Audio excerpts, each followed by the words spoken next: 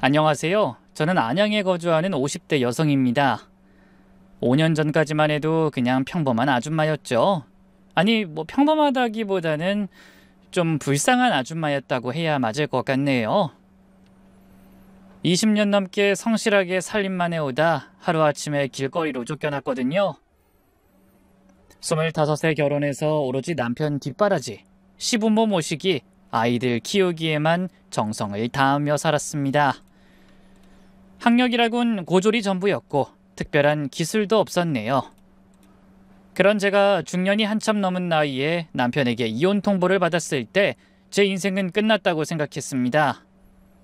하지만 불과 몇 년 만에 남들이 다 부러워하는 위치에 서게 됐네요.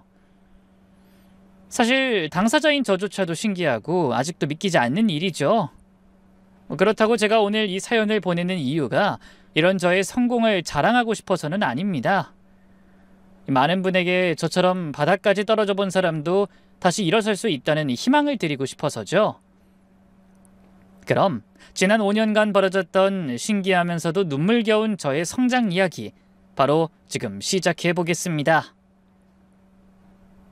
5년 전 그날, 오직 자식과 남편밖에 모르던 평범한 주부였던 시절, 저는 거실 소파에 앉아 귀가가 늦는 남편을 기다리고 있었어요.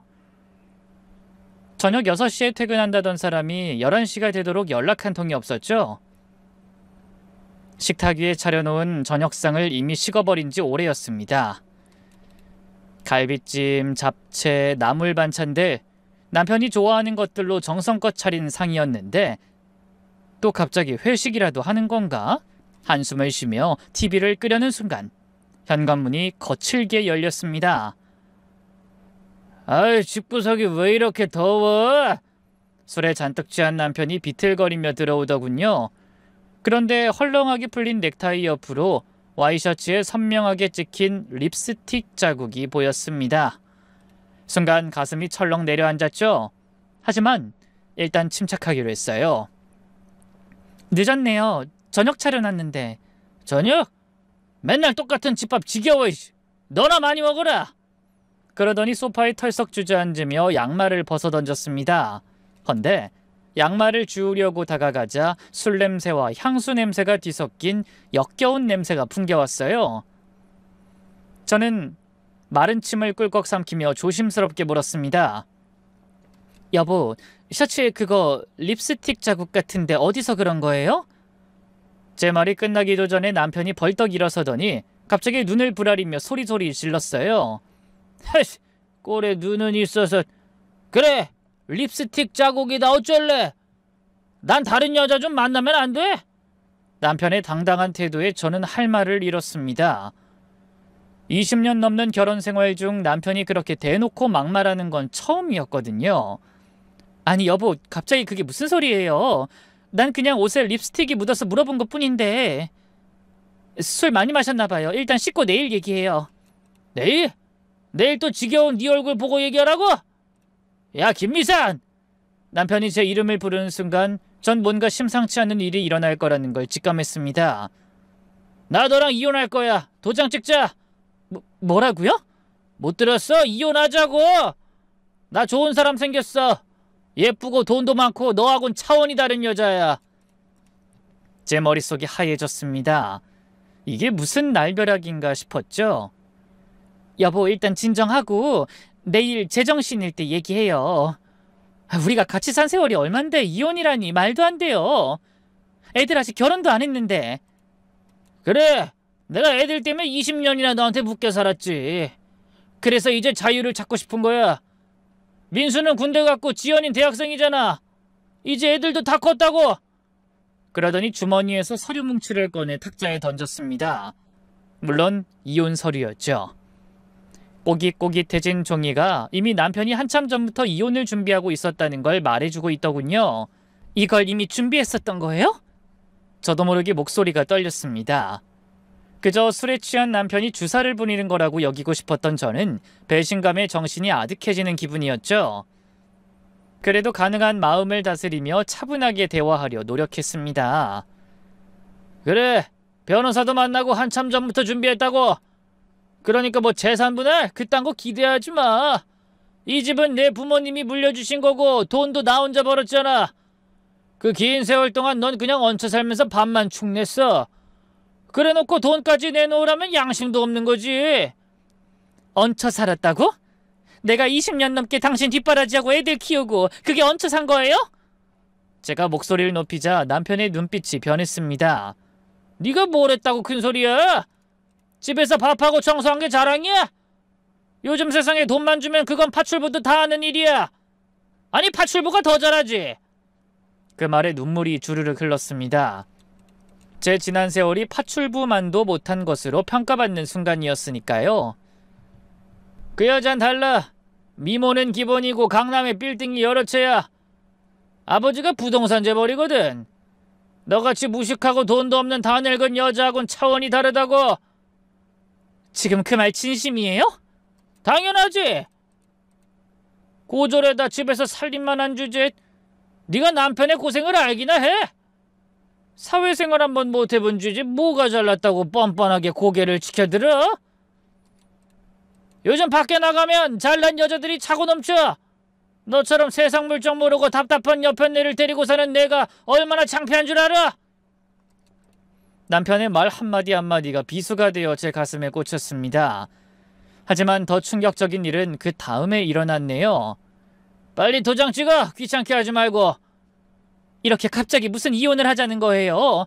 나도 생각할 시간이 필요해요. 그때였어요. 짝! 찰진 소리와 함께 눈앞에 불이 번쩍였네요. 남편이 제 뺨을 때린 겁니다. 20년 만에 처음 있는 일이었습니다. 나 재혼할 거니까 도장 빨랑 찍어 이년아! 저는 얼얼한 뺨을 감싸주고 남편을 올려다봤습니다. 술에 취해 벌겋게 상기된 얼굴, 하지만 눈빛은 매서웠습니다. 남편의 마음이 이미 떠난 지 오래였다는 걸 그제야 깨달았죠. 그 여자가 그렇게 좋아요? 당신 자식을 둘이나 낳아준 나보다? 당연히 좋지. 학벌, 집안, 미모, 재산 모든 면에서 나한텐 과분하다고. 게다가 20대야.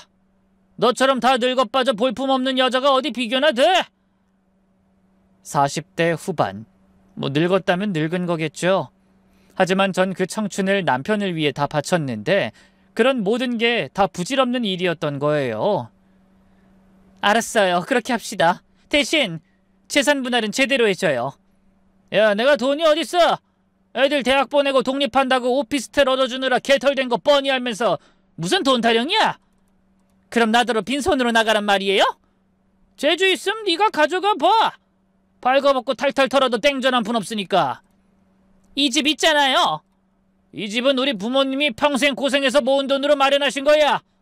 나한테 상속해준 부모님 마지막 재산을 왜 네 입에 올려? 아무리 취재를 몰라도 언감생심 여기다 눈덩을 들이는 게 말이 돼? 원래 상속받은 재산은 재산 분할 안 된다는 것도 모르지? 사회생활을 해봤어야 그런 걸 알지. 무식한 게. 네가 계속 싫다고 하면 나 그냥 짐 싸서 멱살 잡아 끌어낼 거야.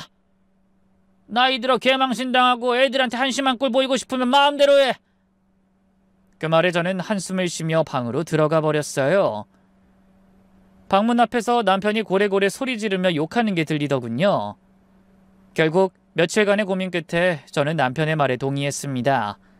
아무리 술에 취했었다곤 하지만 가슴에 간직하고 다닌 서류가 남편의 이혼 의지를 보여줬고 무엇보다 손찌검까지 하는 남자를 붙들고 계속 살 자신이 없더라고요. 제가 이혼하겠다는 말에 남편은 신이 나서 소리쳤어요. 뭐? 당신 그거 정말이지? 아이, 잘 생각했어. 혹시라도 나중에 말 바꿀 생각하지 마. 내일 아침에 당장 가자. 그러곤 콧노래까지 부르며 핸드폰을 들고 밖으로 나가더군요. 아마 내연녀에게 이혼하기로 한 사실을 알려주려고 그러는 것 같았어요. 저는 거실에 혼자 남아 흐느껴 울었습니다. 그리고 그날 밤 한숨도 못 잤죠. 그 대신 앨범을 꺼내 20년의 추억을 되짚어봤습니다. 신혼여행 사진, 아이들 돌잔치 사진, 가족여행 사진, 그 모든 게 거짓이었나 싶었어요. 새벽에 저는 조용히 짐을 쌌습니다. 많지 않았어요.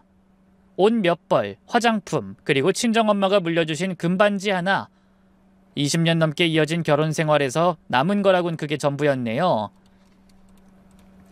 잠시 후 아침 9시에 법원 앞에 도착했어요. 빨리 가서 끝내자. 나 11시에 약속 있어.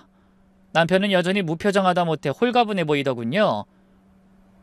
그렇게 저와 남편의 20년 넘는 결혼 생활이 끝났습니다. 모든 절차가 마무리되고 마지막으로 남편을 만난 날 남편이 웃으며 말하더군요. 고맙다, 깔끔하게 끝내줘서. 그 긴 세월을 함께한 조강지처에게 마지막 한다는 말이 고작 이혼해줘서 고맙다라는 말이었네요. 아, 그리고 이거. 남편이 봉투를 하나 건넸습니다. 뭐예요? 당장 생활비는 있어야 하잖아. 100만 원이야. 지금 친구네 얹혀 산다며? 그러지 말고 이걸로 고시원이라도 알아봐. 100만 원. 20년 헌신의 대가가 고작 100만 원이었습니다. 여보, 아니 박준호. 왜? 당신 후회할 거예요. 후회? 내가? 하! 지금 누가 누굴 걱정하는 거야? 남편은 코웃음을 치며 말했어요. 내가 왜 후회를 해? 드디어 자유를 찾았는데. 너야말로 나한테 더 잘하지 못한 걸 후회할걸? 네 주제 어디 가서 나만한 남자를 다시 만나겠어? 남의 집 파출부나 하면서 살겠지. 아이, 그러게 맨날 집에서 푹 퍼져 있지 말고 있을 때 좀 잘하지 그랬냐? 그렇게 비아냥거리던 남편은 새 여자가 기다린다며 쏜살같이 사라졌습니다. 저는 떠나는 남편을 바라보며 그 자리에 주저앉아 한참을 울었네요. 40대 후반, 고졸, 경력 단절 여성, 수중에 있는 돈 100만 원. 그게 제가 가진 전부이자 현실이었습니다. 하지만 그땐 몰랐어요. 그 굴욕적인 이혼이 제 인생의 새로운 시작이 될 거라는 걸 말입니다. 이혼이 확정된 날 저는 찜질방으로 향했습니다. 전 남편에게는 친구네 있다고 했지만 사실 거짓말이었어요. 가끔 만나 수다 떠는 친구나 지인은 있었지만 초라한 모습을 대놓고 보여줄 만큼 터놓고 지내는 사람은 없었죠. 형제나 부모님의 도움을 받을 수도 없었어요. 저는 외동딸이었고 친정 부모님은 10년 전에 모두 돌아가셨거든요. 결혼해 집안일만 신경 쓰느라 친척들과도 연락이 끊긴 지 오래였습니다. 20년 동안 남편과 자식들만 챙기느라 제 인맥은 하나도 없었네요. 그렇다고 딸 자식한테 가기는 부모로서 면이 서지 않더라고요. 그래서 결국 선택한 게 찜질방이었네요. 그날 찜질방 한 구석에 누워 천장을 바라보며 생각했습니다. 이제 어떻게 살지? 100만 원으로는 정말 갈 곳이 고시원 말고는 없을 것 같았죠. 그래서 어쩔 수 없이 한 달 월세 30만 원짜리 고시원을 겨우 구했어요. 2평 남짓한 공간에 간신히 침대 하나 들어가는 곳이었습니다. 아줌마, 여기 규칙 알죠? 취사 금지, 남자 출입 금지, 밤 12시 이후 출입 금지. 20살쯤 되어 보이는 고시원 주인 아들이 반말로 일러댔습니다. 50을 바라보며 다시 시작하는 인생이 그렇게 초라할 수가 없었네요. 하지만 신세 타령만 하고 있을 순 없었어요. 고시원 월세 내고 밥이라도 먹으려면 하루라도 빨리 일자리를 구해야 했습니다. 그런데 제 나이와 무경력으로 갈 수 있는 곳은 많지 않았어요. 식당, 마트, 공장, 닥치는 대로 이력서를 냈지만 번번이 떨어졌습니다. 아줌마 경력이 없네요. 요즘은 젊은 사람도 일자리가 없어요. 우린 경험자를 원해요. 거절의 말들이 제 가슴에 대모처럼 박혔습니다. 그때 우연히 본 전단 하나. 파출부 모집, 경력 무관, 성실한 분 환영. 파출부. 남편이 했던 말이 떠올랐습니다. 파출부나 하면서 살겠지. 그래요. 파출부라도 해야 먹고 살 수 있었습니다. 여기가 행복 파출부 사무소죠? 일자리 구하러 왔는데요. 작고 낡은 사무실에 인상이 깐깐해 보이는 60대 사장님이 앉아 계셨어요. 네, 어서 오세요. 경력은 있으신가요? 아니요, 20년 넘게 집에서 살림만 했어요. 살림 20년이면 충분하네요. 여기선 그게 제일 좋은 경력이니까. 그 말에 울컥했습니다. 이혼 후 처음으로 제 20년을 인정해주는 사람을 만난 거였어요. 첫 파출부 일은 잊을 수가 없습니다. 강남의 40평대 아파트였는데 집주인은 30대 초반의 젊은 여성이었어요. 아줌마, 여기 화장실이랑 주방 위주로 깨끗하게 해주세요. 그리고 빨래는 섬세하게 다뤄주세요. 비싼 옷들이거든요. 네, 알겠습니다. 무릎 꿇고 변기를 닦으면서 눈물이 났습니다. 20년 전 시집 올 때는 이런 인생을 상상도 못했죠. 하지만 제 몸 움직여 떳떳하게 하는 일이라고 생각하니 부끄럽진 않았어요. 와, 아줌마, 집이 너무 깨끗해졌어요. 두 사람 몫은 더 하시는 것 같아요. 집주인은 눈을 크게 뜨고 여기저기 둘러보며 칭찬했어요. 그러더니 원래 받을 일당 10만 원에서 2만 원을 더 얹어주며 말했죠. 아줌마, 우리 집에 종종 와주세요. 이제 다른 분이 오시면 성에 안 찰 것 같네요. 그날 받은 일당 12만 원. 제 손으로 번 첫 돈이었습니다. 그 가슴 먹먹한 기분은 지금까지 잊혀지지가 않네요. 하지만 파출부 일은 육체적으로 힘들었습니다. 하루 종일 청소, 빨래, 설거지를 하다 보면 온몸이 쑤셨죠. 쉴 새 없이 물을 만지니 손에 습진이 떠날 날이 없었습니다. 그래도 제 손으로 돈 벌어 제 마음대로 쓸 수 있다는 사실이 정말 즐겁고 남들은 다 무시하는 일일지라도 너무 소중했어요. 6개월쯤 지났을 때 저는 단골이 꽤 생겼습니다. 꼼꼼하고 성실하다고 입소문이 났거든요. 그 중에는 저의 첫 고객도 있었죠. 그 젊은 사모님이 이런 말을 하더군요. 아줌마, 혹시 우리 집만 전담으로 와주실 수 없을까요? 제가 이번에 이직하면서 더 바빠질 것 같아서요. 한 일주일에 3번 정도? 급여는 월급으로 드릴게요. 그 제안이 저는 너무 반가웠습니다. 정기적인 수입이 생긴다는 게 얼마나 감사했는지 몰라요. 그래서 그때부터 일용직과 고정적인 일을 겸하게 됐어요. 그렇게 한참 일하는 동안 다른 파출부 일하는 동료들과 친분도 쌓게 됐죠. 이혼녀, 사별한 분, 남편 사업 실패로 돈 벌러 나온 분, 각자 사연은 달랐지만 모두 열심히 살고 있었습니다. 그런데 일하다 보니 파출부 사무실이나 인력 파견 업체는 수수료도 너무 많이 떼갈 뿐 아니라 일하는 우리 편이 아닌 파출부를 고용하는 소비자 편이라는 생각이 많이 들더군요. 한 번은 이혼하고 혼자 애 둘을 키우는 아이 엄마가 파출부 일을 하러 갔는데 학교에서 놀던 아이가 다쳐 병원에 실려갔다는 겁니다. 그런데 일하러 간 집에서 손님 초대했으니 할 일 다 해놓고 가라며 애엄마를 못 가게 해서 실랑이를 벌였나 봐요. 그래도 아이 걱정에 일당을 포기하고 병원으로 달려갔는데 그 파출부를 부른 주인이 정신적 피해를 봤다며 배상을 요구했다는 거예요. 하루 벌어 하루 먹고 사는 사람들한테 어떻게 그렇게 모질게 구는지 어이가 없었어요. 하지만 그럴 때도 파출부 사무실은 자기들은 아무 책임이 없다며 발뺌하더랍니다. 그러던 어느 날 파출부를 하다 알게 된 사람들과 저녁을 먹으며 이야기를 나누게 됐습니다. 요즘 파출부 찾는 사람은 많은데 업체들이 수수료를 너무 많이 떼가요. 맞아요. 그리고 우리 사장은 전혀 상관없이 무슨 기계처럼 다루는 것 같아서 가끔 마음도 상하고요. 이러느니 차라리 내가 직접 청소 전문 업체를 만드는 게 낫겠어요. 저도 모르게 불쑥 튀어나온 말이었어요. 근데 그 말을 들은 동료들이 갑자기 눈을 빛내며 몸을 바짝 기울이더니 이렇게 말했죠. 어머, 그거 너무 좋은 생각이에요. 미선 씨가 한다고 하면 나 거기 당장 취직할래요. 저도요. 미선 씨라면 무조건 믿고 일할 수 있을 것 같아요. 그럼 우리가 창업 멤버가 되는 건가? 어머, 너무 멋있어요. 정작 저는 아무 생각도 없는데 다른 사람들이 신나서 저마다 한마디씩 하더군요. 저는 몸을 뒤로 빼며 손살에 쳤습니다. 아니, 그냥 말이 그렇다는 거예요. 제가 전 회계나 경영은 전혀 몰라요.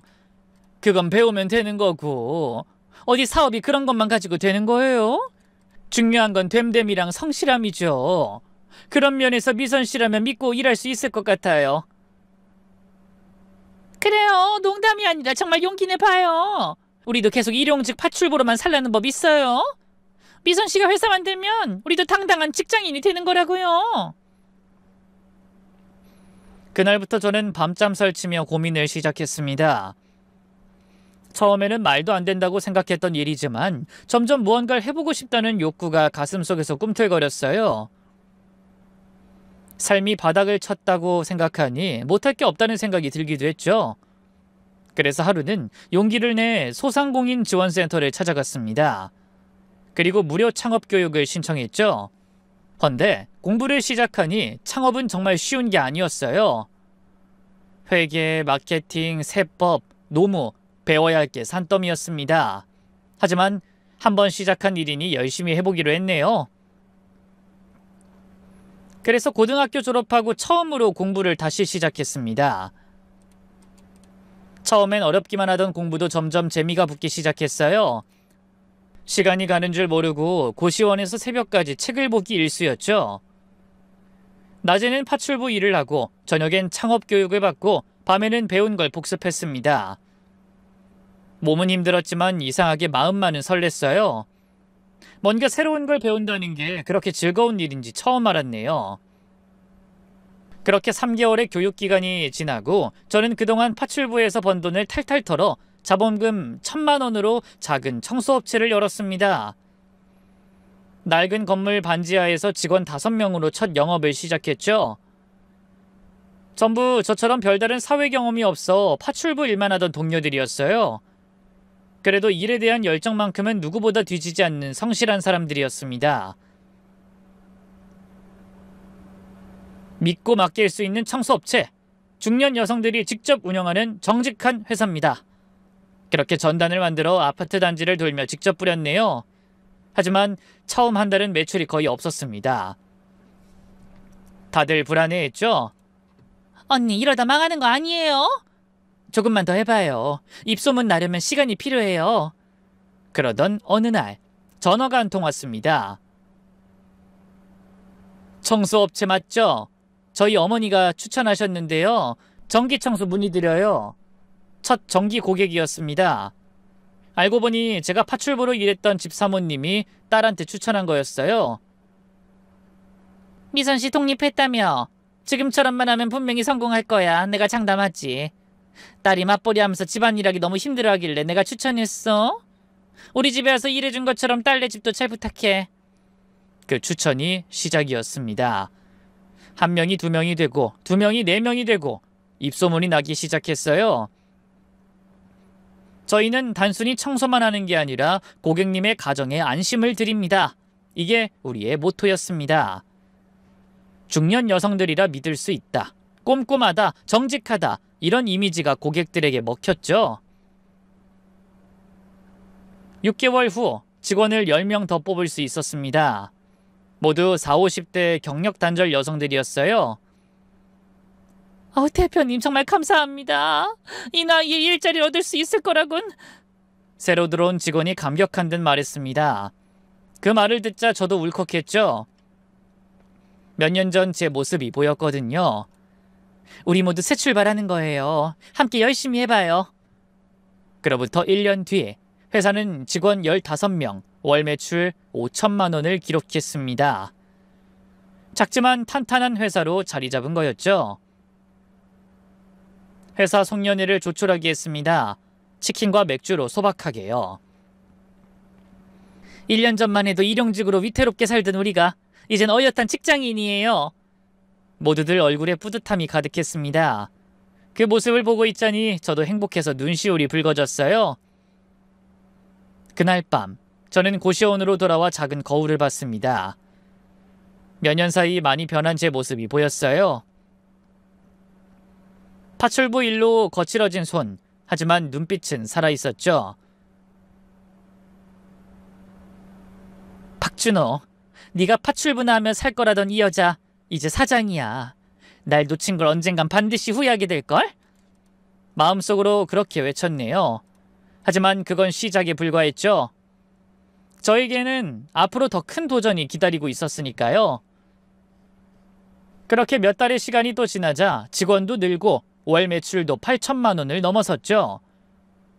작은 성공에 안주할 수도 있었지만 저는 더 큰 꿈을 꾸기 시작했습니다. 그때까지는 개인 가정집 위주였지만 안정적인 성장을 위해서는 기업 고객이 필요하다고 생각한 겁니다. 그래서 대기업의 청소 용역 업체 입찰에 참여해 보기로 했네요. 하지만 그런 대형 입찰에 참여하려면 직원도 더 많아야 하고 장비도 많이 보강해야 했어요. 거기다 입찰 보증금까지. 저는 고민이 깊어졌습니다. 도전하자니 위험 부담이 크고 안 하자니 성장의 기회를 놓치는 것 같았죠. 그래도 안 하고 후회하느니 해보고 후회하자는 생각이 들어 그동안 벌어놓은 돈을 탈탈 털어 장비에 투자하고 직원도 더 뽑았어요. 그리고 은행의 문을 두드려 어렵게 사업자 대출도 받았습니다. 그리고 고심해 입찰가를 정하고 청소업체 입찰에 참여했네요. 그때 대기업에서 나온 관련자들에게 우리 회사를 홍보하기 위해 조심스럽게 다가가 인사했습니다. 안녕하십니까? 저희는 다른 회사에 비해 규모는 작습니다. 하지만 그 누구보다 절실한 마음을 가지고 일하는 사람들의 회사예요. 직원 대부분은 40, 50대 경력 단절 여성들입니다. 인생 이망을 시작하는 사람들이죠. 그래서 더 성실하고 더 꼼꼼하고 더 감사한 마음으로 일합니다. 내 집을 쓸고 닦는 주부의 마음으로 성심을 다해 청소하겠습니다. 결과 발표는 일주일 후였어요. 저는 며칠간 긴장으로 잠을 못 잤죠. 그리고 다음 날 오전 10시 전화벨이 울렸습니다. 축하합니다. 최종 낙찰자로 선정되셨습니다. 네? 정말요? 믿기지 않았습니다. 다시 한번 확인했죠. 네, 그 다음 주에 계약하러 오시면 됩니다. 전화를 끊고 사무실로 뛰어갔습니다. 됐어요. 우리가 해냈어요. 직원들과 껴안고 울었습니다. 작은 우리 회사가 드디어 대기업 입찰에 성공한 거예요. 한 달이 지나고 대기업 직원들의 반응이 왔습니다. 요즘 청소가 정말 깨끗해졌어요. 화장실이 호텔 수준이에요. 청소하시는 분들이 정말 친절하세요. 좋은 평가에 자신감이 생겼습니다. 우리가 할 수 있다는 확신이 들었죠. 그리고 또 2년이라는 시간이 흘렀어요. 이제 회사는 부산지사를 시작으로 전국으로 시세를 확장했습니다. 그리고 각 지역마다 설명회를 열었네요. 저희는 단순한 청소회사가 아닙니다. 40, 50대 여성들의 재기를 돕는 플랫폼입니다. 부산 설명회에 200명이 넘는 여성들이 몰렸습니다. 다들 간절한 눈빛이었죠. 저도 이혼하고 갈 곳이 없었는데 이런 기회 주셔서 감사합니다. 드디어 부산에도 우리 같은 사람들을 위한 회사가 생기는군요. 각 지역 지사장은 그 지역 출신 여성 중에서 선발했습니다. 중앙에서 관리하는 게 아니라 각 지역의 특성을 살리는 거였죠. 전국 확장은 순조로웠습니다. 6개월 만에 5개 지사, 직원 400명의 중견기업이 되었어요. 월 매출도 30억을 넘어섰죠. 그러던 어느 날, 한 지역 방송국에서 연락이 왔어요. 저희는 경력 단절 여성에 대한 시사 프로그램을 기획하고 있어요. 대표님의 성공 스토리를 취재하고 싶은데요. 저를요? 저는 별로 거창하게 말씀드릴 게 없는데 파출부로 시작해서 400명 기업의 CEO가 되신 스토리가 감동적입니다. 경력 단절된 많은 분께 희망을 줄 수 있을 것 같아요. 그 말에 저는 용기를 내 취재에 응하기로 했습니다. 카메라 앞에 서는 게 너무나 떨렸지만 우리의 이야기를 알리고 싶은 마음도 컸어요. 20년간 전업주부로 살다가 40대 후반에 이혼당했습니다. 그땐 정말 막막했죠. 파출부를 시작했지만 포기하지 않았습니다. 인터뷰하면서 울컥울컥했습니다. 정말 먼 길을 왔구나 싶었거든요. 가장 기억에 남는 순간은 언제였나요? 파출부로 첫 수입을 얻은 날이요. 제 손으로 처음 번 돈을 들고 고시원에서 울었죠. 근데 그게 제 인생을 바꾼 시작이었습니다. 방송은 직원들의 인터뷰도 담았습니다. 대표님은 우리의 희망이에요. 다시 시작할 수 있다는 걸 보여주셨죠. 단순히 월급만 주는 사장님이 아니라 함께 성장하는 동반자예요. 그리고 얼마 후 방송이 나갔습니다. 비록 지역 방송이었지만 방송의 위력은 대단했어요. 다음 날부터 회사 전화에 불이 날 정도였죠. 방송 보고 연락드렸어요. 저희도 계약하고 싶습니다. 대표님, 강연 요청드려요. 그렇게 물밀듯이 밀려드는 계약 요청과 강연 의뢰로 저는 눈코 뜰 새 없이 꿈같은 나날을 보냈습니다. 그런데 너무 바빠서 행복한 비명을 지르고 있을 때 갑작스러운 위기가 찾아왔어요. 저희와 비교도 안 되는 규모의 대형 청소업체에서 딴지를 걸어온 겁니다. 아마 무섭게 성장하는 저희를 견제하고 싶어 더러운 수를 쓰려고 한 것 같더군요. 저희가 대기업 입찰 당시 직원 수를 부풀리고 서류를 조작해 입찰에 성공했다는 거짓 제보를 한 겁니다. 하지만 조사 결과 오히려 기준보다 더 완벽한 조건을 만들어 입찰했다는 사실을 확인받게 됐죠. 하지만 상대는 포기하지 않았습니다. 저희와 계약한 회사의 직원을 가장해 불만사항을 퍼뜨리고 악의적인 소문을 내기도 했어요. 그런 행동에는 서슴없이 법적인 대응을 예고했습니다. 그랬더니 이번엔 숙련된 우리 직원들을 빼가려고 스카우트를 시도했어요. 급여를 훨씬 많이 주고 복지도 더 좋게 해준다는 말로 직원들에게 접근했습니다. 몇몇 사람들은 흔들리는 것 같았네요. 그때 제가 직원들을 모두 모았죠. 저는 여러분의 선택을 존중합니다. 더 좋은 조건으로 가시는 것도 당연히 여러분의 권리예요. 하지만 한 가지만 기억해 주세요. 우리는 단순한 직장이 아니라 함께 성장하는 동반자라는 걸요. 그리고 약속했습니다. 올해 안에 반드시 처우를 개선하겠습니다. 믿고 기다려주세요. 다행히 대부분의 직원이 남아줬습니다. 대표님을 믿어요. 우리가 키운 회사잖아요. 저는 그 믿음에 보답하기 위해 밤낮 없이 발로 뛰어 더 많은 계약을 따냈습니다. 그러자 직원들도 안심하며 다시 저와 미래를 함께하기로 결심하는 것 같았어요. 그 후에도 저희는 성공에 만족하지 않고 여러 가지 아이디어와 노력으로 업계에도 독보적인 자리를 차지하기 위해 끊임없이 노력했습니다.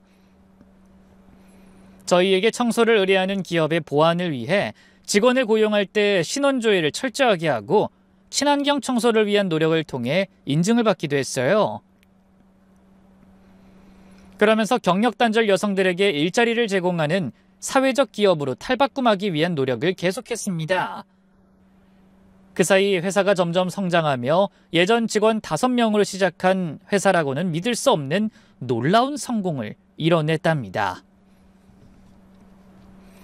하지만 가장 극적인 순간은 따로 있었어요. 밀려드는 계약 요청으로 새로 직원을 뽑기 위해 면접실로 향했는데 그곳에서 생각지도 못한 사람을 마주친 겁니다. 저는 여러 명의 면접을 보고 다음 지원자를 보려고 고개를 들었다 그만 깜짝 놀랐습니다. 초라한 회색 정장, 구겨진 셔츠, 피곤에 찌든 얼굴, 바로 전 남편이었어요. 저는 기겁하며 비서가 넘겨준 이력서에 적힌 이름을 다시 한번 확인했죠. 서류에 있는 이름도 틀림없이 전 남편의 이름이 분명했네요. 저와 눈이 마주치는 순간 상대의 얼굴도 하얗게 질렸습니다. 당신? 안녕하세요, 박준우 씨. 앉으세요. 전 남편은 믿을 수 없다는 눈빛으로 절 바라보며 입을 떡 벌리고 서 있었어요. 그러더니 이내 정신을 차린 듯 의자를 당겨 앉더니 갑자기 달라진 태도로 말했습니다. 야, 내가 TV로 봤을 땐 혹시 진짜 닮은 동명이인 아닌가 했는데 정말 당신이구나. 김미선 정말 대단해졌네. 갑자기 반말이었습니다. 게다가 마치 오랜 친구를 만난 것처럼 친근하게 굴었죠. 박준호 씨, 여긴 면접장입니다. 예의를 지켜주세요. 예의? 우리 사이에 무슨 예의야. 20년을 넘게 부부로 살았는데. 순간 어이가 없었습니다. 5년 전 저를 쫓아낸 사람이 이제 와서 무슨 소리라는 건지. 그 인연은 5년 전에 끝났습니다. 이력서 보니 청소부로 지원하셨네요. 그건 형식이고 사실 당신 만나러 온 거야. 저를요? 전 남편이 몸을 앞으로 기울이며 말했습니다. 그래. TV에 나온 당신 모습 보고 도저히 그냥 넘어갈 수가 없더라고. 생각해보니 이렇게 성공한 것도 다 내 덕분이잖아. 뭐라고요? 저는 귀를 의심했습니다. 내가 너랑 이혼했으니 네가 독립해서 성공한 거지. 나랑 계속 살았으면 평생 별 볼 일 없는 아줌마로만 살고 있었을 텐데 안 그래? 전 남편은 진심으로 그렇게 생각하는 것 같더군요. 이 뻔뻔함에도 정도가 있지 정말 상상을 초월하는 인간이었죠. 그러니까 당신이 나를 버린 게 은혜를 베푼 거라는 말씀인가요? 아니 맞아. 내가 당신을 자유롭게 해주고 날개를 달아준 거지. 난 애초에 당신이 그렇게 집구석에서 썩을 사람이 아니라는 걸 알았거든. 내가 당신이 가진 능력을 발견하게 해준 거야. 아니 그래서 말인데 전 남편이 갑자기 목소리를 낮췄습니다. 이제 성공했으니 우리 다시 합치자. 순간 저는 귀를 의심했죠. 뭐라고요? 방금 뭐라고 했어요? 나만큼 당신을 잘 아는 사람은 없어. 난 당신이 언젠가 이렇게 멋진 사람으로 거듭날 줄 알았다니까. 보아하니 당신 혼자 이렇게 큰 회사 이끌어가기 힘들 것 같은데 나처럼 사회 경험 많고 능력 있는 남자가 뒤에서 떡 버티고 있어줘야 사업이 더 승승장구할 거야.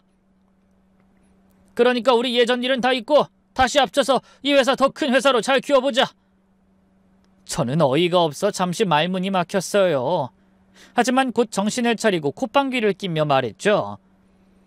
아무리 낯이 두꺼워도 어떻게 그런 소리를 해요? 그리고 여긴 면접장입니다. 개인적인 인연을 빌미로 헛소리나 늘어놓을 거면 당장 나가세요. 뭐? 당신 성공했다고 사람이 이렇게 달라져도 되는 거야? 몇 년 전까지만 해도 나한테 이혼하지 말자고 울고불고 매달리던 여자였던 거 잊었어? 아니요. 난 그때의 내가 아니에요. 물론 당신도 이제 예전의 내 남편 아니고요. 정신 차려요. 정말 이렇게 나올 거야? 좋아. 그럼 나한테 보답이라도 해. 보답이라니 무슨 보답? 이 회사 연매출 장난 아니라며? 그러니까 나한테도 좀 나눠줘야 하지 않겠어?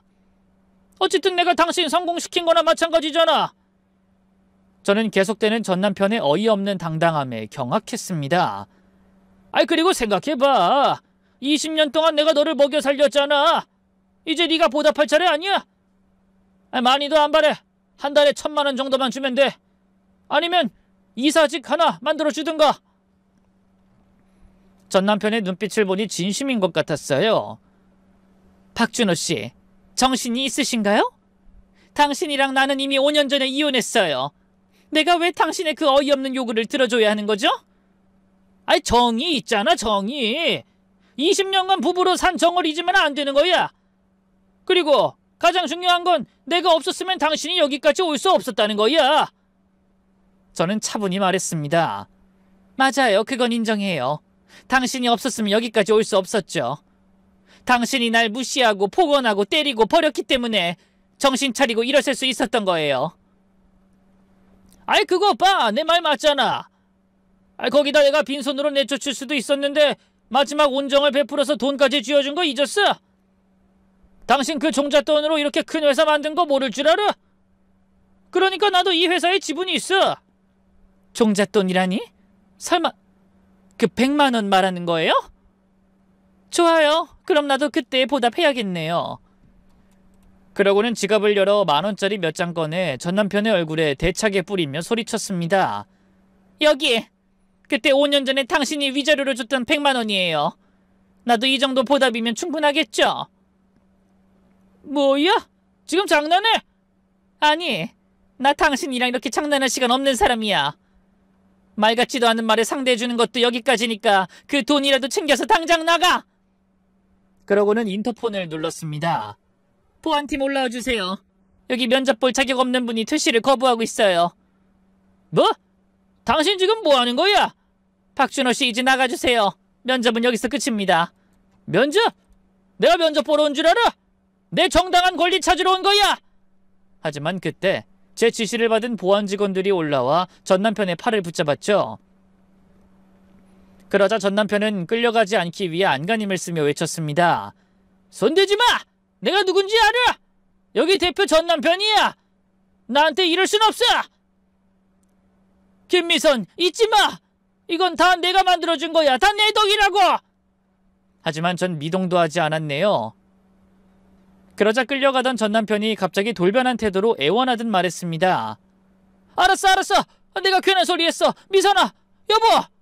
내가 돈 달라고 안 할게. 그냥 당신 옆에만 있게 해줘. 제발 우리 다시 합치자. 내가 이렇게 빌게. 싹싹 빌면 받아줄 거야. 하지만 저는 면접자들과 직원들 앞에서 더는 꼴사나운 모습을 보이고 싶지 않아 보안 직원들에게 당장 끌고 가라고 힘줘 말했습니다. 결국 전 남편은 그대로 질질 끌려나가고 조용히 문이 닫혔어요. 하지만 그렇게 쫓겨나고도 전 남편은 여전히 정신을 차리지 못하더군요. 계속 회사 앞에 나타나서 소란을 피웠으니까요. 김미선, 내 돈 내놔! 내가 없었으면 이 회사도 없었다고!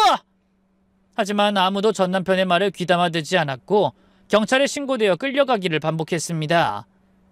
결국 제가 별 움직임이 없자 이번엔 회사 앞에 진을 치고 서서 피켓 시위까지 하기 시작했어요. 이 회사 대표 김미선은 사업에 성공하자 어려운 시절 자신을 먹여 살려주고 창업을 할 수 있도록 종잣돈을 대준 남편을 버렸다. 파렴치 않은 김미선을 고발한다.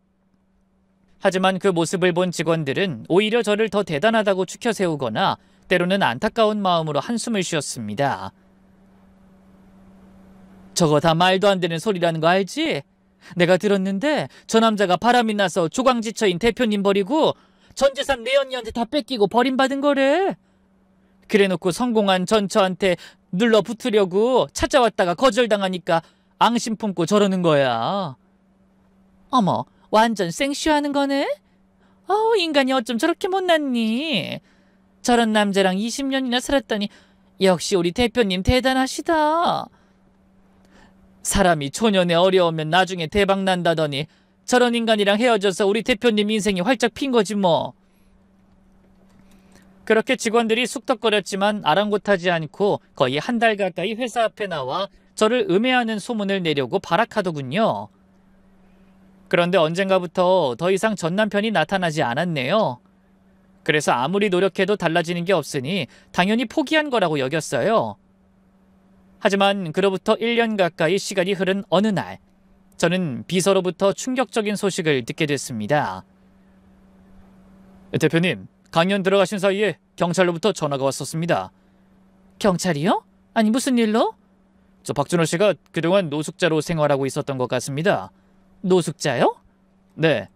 그 오갈 곳이 없어서 서울역에서 노숙하다 얼마 전에 동사한 채로 발견됐답니다. 뭐라고요? 사실 얼마 전부터 알코올성 치매 증상을 보이고 있었나 봐요. 그래서 봉사단체에서 도움을 주려고 했지만 본인이 완강하게 거부했다고 하더라고요. 순간 가슴이 철렁했습니다. 너무나 미워한 사람이지만 그래도 20년을 넘게 함께 산 사람이었으니까요. 그래서요. 경찰에서 신원 확인하고 다른 연락되는 가족이 없어 대표님께 연락한 것 같습니다. 사실 남편이 바람나서 이혼한 걸 뒤늦게 알게 된 자식들도 자기 아버지와 인연을 끊은 상태였어요. 그래서 늘 입버릇처럼 저한테 이렇게 말해왔죠. 전 이제 아버지 아들 아니에요. 엄마 그렇게 내쫓고 할아버지가 물려주신 아파트도 꽃뱀한테 다 털리고 심지어 회사에서 퇴직금까지 정산받아 다 갖다 바친 모양이에요. 정말 남 부끄럽고 정 떨어져요. 얼마 전엔 찜질방 갈 돈도 없다고 연락했더라고요. 기가 막혀서. 나도 그래요, 엄마. 딸은 원래 엄마 편이라는 거 알죠? 이런 일 있었으면 당장 연락했어야지. 고시원이 웬 말이에요. 얼른 우리 집으로 들어오세요. 아니야, 내가 모시고 살면 돼. 오빠 이제 회사에서도 자리 잡고 엄마 충분히 모실 수 있어. 그래도 엄마는 딸이랑 살아야 편하지. 엄마 나랑 살아요, 응? 그런 자식들의 말에 제가 웃으며 답했습니다. 아니다. 엄마 이제야 홀로서기 하는 재미를 알았어. 그리고 아무리 자식이라고 해도 이런 모습을 너희들한테 보이는 게 마음 편치가 않다. 엄마한테 시간을 좀 줘. 너희한테 내 힘으로 멋지게 일어서는 모습 보여주고 싶거든. 엄마 믿고 응원해 줄 수 있지? 그런 제 말을 듣고 두 아이는 뭐라고 해야 할지 모르겠다는 듯 복잡한 표정으로 바라보더군요. 하지만 제 확고한 의지를 보고 조용히 응원하며 지켜봐줬죠. 하지만 저에게 손찌검까지 하고 맨몸으로 쫓아낸 아버지는 용서할 수 없다고 했어요. 남편은 부모님께 받은 10억 원 상당의 아파트를 처분한 돈과 퇴직금까지 알뜰하게 정산받아 저와는 급이 다르다던 내연녀에게 남김없이 갖다 바친 모양이었어요. 하지만 예쁘고 돈도 많다던 여자의 실체가 그저 돈만 노린 꽃뱀이라는 걸 안 건 이미 전재산을 다 털리고 산거지가 된 뒤였던 거죠. 그 뒤로 오갈 곳이 없어져 자식들을 찾아갔지만 문전박대당하고 쭉 서울역에서 노숙했던 겁니다. 그러다 자신의 처지를 비관하며 구걸에 받은 돈으로 계속 술만 퍼먹은 모양이었어요. 그러니 50대의 젊은 나이에 알코올성 치매로 길바닥에서 동사나게 된 거죠. 사람 인생 정말 한치 앞을 모르겠더군요. 저는 착잡한 마음을 감추지 못하고 비서를 향해 물었습니다. 장례는요? 그 연고자가 없어서 무연고 사망자로 처리된다고. 저는 한참을 고민하다 어두운 얼굴로 말했습니다. 내가 장례 치르겠습니다. 대표님, 그러실 필요가 있을까요? 예전에도 그랬고 얼마 전까지도 대표님을 힘들게 한 사람이잖아요. 그래도 아이들 아버지예요. 아무리 못난 아버지라도 그런 식으로 비참하게 떠난 걸 알면 나중에 아이들이 상처받을 거예요. 그래서 저는 전 남편의 장례를 치러주게 됐습니다. 참석자는 저와 자식들 그리고 친척 몇 명이 다였죠. 자식들도 그렇게 치를 떨던 아버지였지만 돌아가셨다는 소식에는 안타까운 눈물을 흘리더군요. 죄는 너무나 미웠지만 비참하게 생을 마감한 부모 앞에서 마음이 좋을 자식은 아무도 없을 겁니다. 영정사진 속 전 남편은 한때 잘나가던 시절의 모습이었습니다. 저는 그 오만하고 자신만만했던 얼굴을 바라보며 속으로 생각했어요. 당신은 끝까지 깨닫지 못하고 떠났겠네요. 당신이 버린 게 얼마나 소중한 것이었는지를. 오늘은 마지막으로 못한 말 꼭 전하고 싶네요. 나랑 이혼해줘서 고마웠어요. 당신 옆에서 구박받는 삶이 인생의 전부였던 나에게 새로운 기회를 준 건 사실이니까. 그렇게 씁쓸한 인사를 하고 장례식장을 나왔습니다. 찬바람이 뺨을 스치니 마음에 더 스산한 바람이 불어오는 것 같았죠. 모든 걸 가졌던 사람이 한순간에 잘못된 생각으로 인생을 얼마나 나락으로 떨어뜨렸는지 그 생각을 하니 허무하더군요. 그런 전 남편의 마지막을 떠올리며 저는 반드시 후회 없는 삶을 살자고 다시 한번 다짐하게 됐습니다. 오늘 제 사연과 함께 하신 여러분도 귀한 인생에 후회 남기지 않도록 매 순간 최선을 다해 바른 인생을 살아가시길 바랍니다. 감사합니다.